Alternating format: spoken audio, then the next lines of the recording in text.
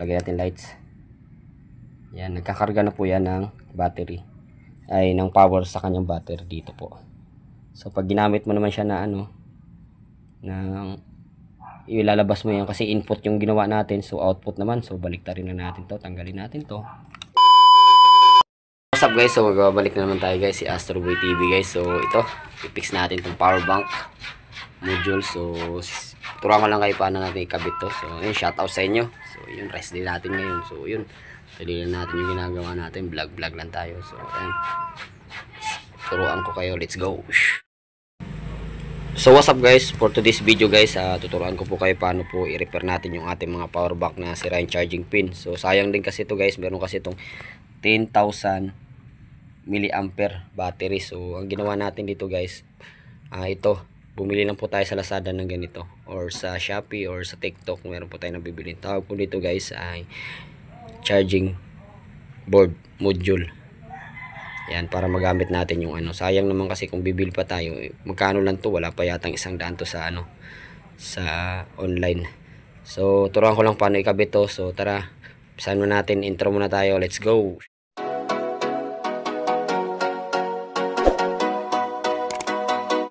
Kabit nito guys, so meron naman to siyang nakalagay dito ay B minus B plus. So, ibig sabihin nito guys, itong negative, ito yung ating positive.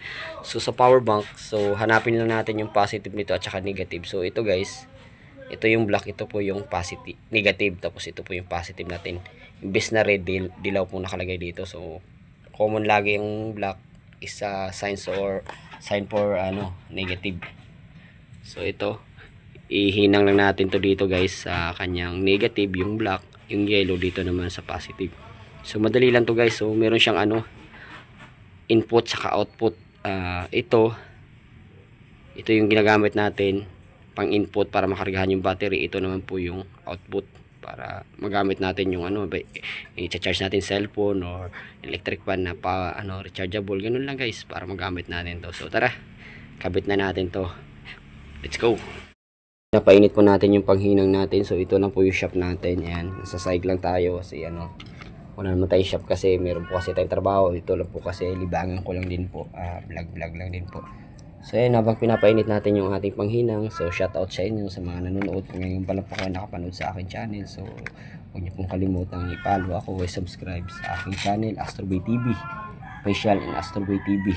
And Ninyo Pertes Vlog, akin din po yun. At saka yung Astroboy TV Vlog, akin din po yun.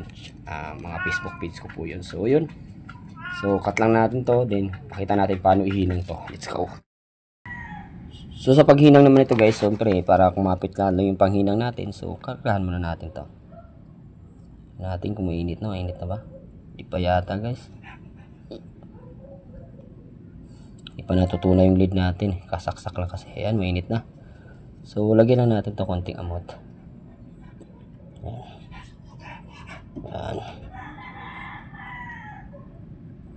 Para pagka isang bagsak lang. Lagyan natin yan. Tapos ito lagyan din natin guys.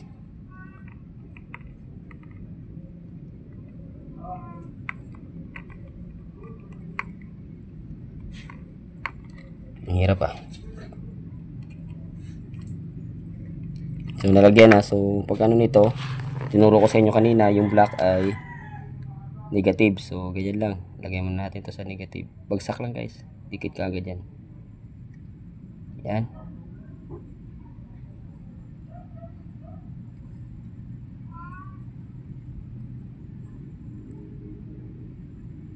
Yan. So dito na natin. So kabit ko lang guys. So ang hirap pong mag-vlog ng may naka-video. So kabit ko lang to, pakita ko sa inyo mamaya. Let's go. So yan guys, so nakakabit na po. So ito yung gaya na sinabi ko kanina, yung black ay negative, yung yellow ay positive. So pwede natin ibalik guys. Yan.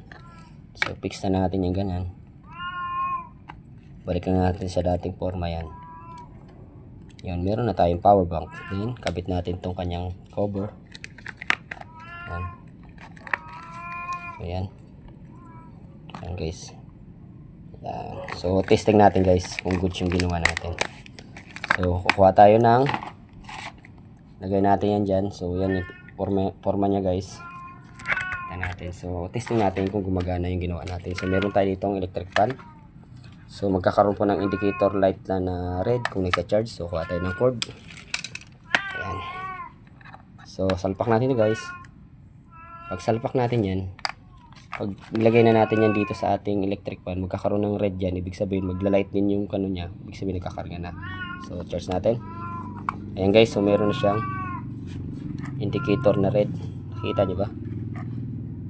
May, ano kasi, tanggalin natin yung ano. Ayan, may indicator na siya na red. Ayan. So, gagana na po guys. Ayan. Ayan. So, nagkakaroon na siya ng ano. Kasi kumukuha na siya, kumukonsume na siya ng battery.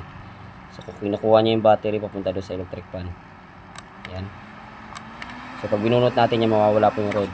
Kasi hindi na siya nagcha-charge. Yun. Pag sinaksak natin to, nagcha-charge. Ayan. So, ganun lang kadali. Bili ka lang ng module board.